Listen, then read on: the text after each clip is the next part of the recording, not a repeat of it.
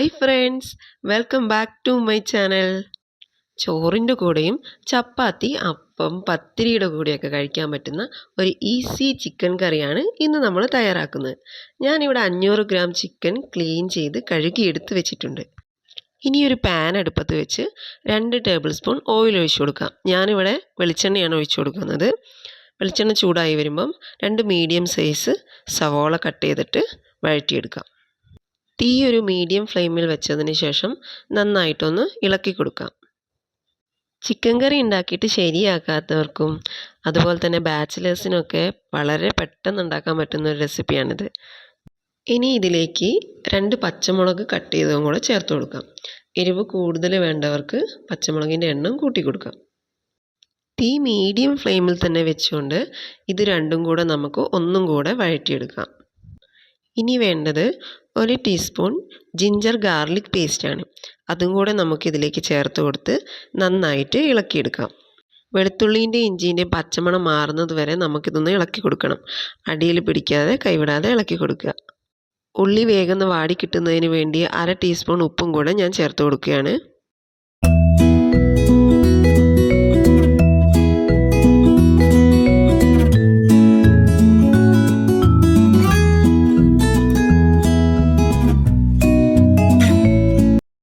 ഇനി തീ ലോ ഫ്ലെയിമിലേക്ക് വെച്ചതിന് ശേഷം നമുക്ക് പൊടികൾ ആഡ് ചെയ്ത് കൊടുക്കാം.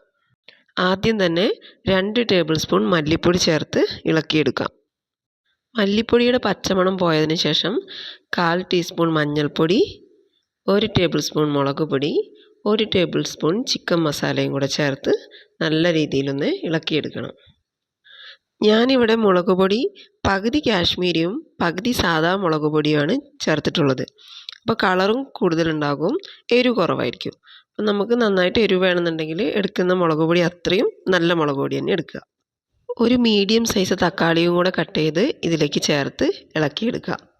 നേരത്തെ തന്നെ ക്ലീൻ ചെയ്ത് വെച്ചിട്ടുള്ള ചിക്കൻ കൂടി ഇതിലേക്ക് ചേർത്ത് കൊടുത്ത് നന്നായി ഒന്ന് മിക്സ് ചെയ്തെടുക്കാം. നിങ്ങൾ ചിക്കൻ 1 കിലോയാണ് എടുക്കുന്നതെങ്കിൽ ഇതിലെ ഇൻഗ്രീഡിയൻസ് ഡബിൾ ആക്കിയിട്ട് എടുത്താൽ മതി.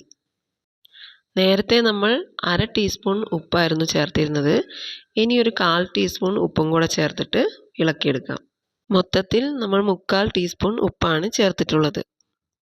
എല്ലാം ഒന്ന് യോജിപ്പിച്ചെടുത്തതിന് ശേഷം 3/4 കപ്പ് വെള്ളവും കൂടെ ചേർത്തിട്ട് ഒരു 10 മിനിറ്റ് നമുക്ക് തിളപ്പിച്ചെടുക്കണം. ഇനി മൂടി വെച്ച് ആദ്യത്തെ 5 മിനിറ്റ് നല്ല ഹൈ ഫ്ലെയിമിൽ വേവിച്ചെടുക്കാം. പിന്നീട് മീഡിയം ടു ലോ ഫ്ലെയിമിലേക്ക് വെച്ച് വേവിച്ചെടുക്കണം.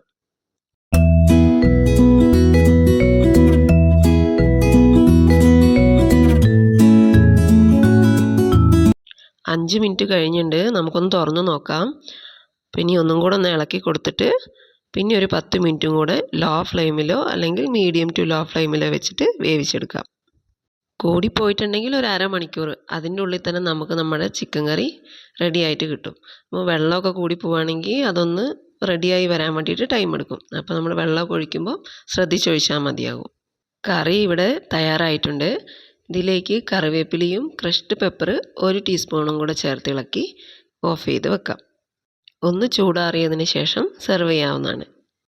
നമ്മുടെ ഈസി ചിക്കൻ കറി ഇവിടെ റെഡി ആയിട്ടുണ്ട്. നിങ്ങൾക്ക് ഈ വീഡിയോ ഇഷ്ടപ്പെട്ടിട്ടുണ്ടെങ്കിൽ ഒന്ന് സബ്സ്ക്രൈബ് ചെയ്തേക്കണേ. എല്ലാ കൂട്ടുകാർക്കും ഒന്ന് ഷെയർ ചെയ്യുകയും കൂടെ ചെയ്യണം.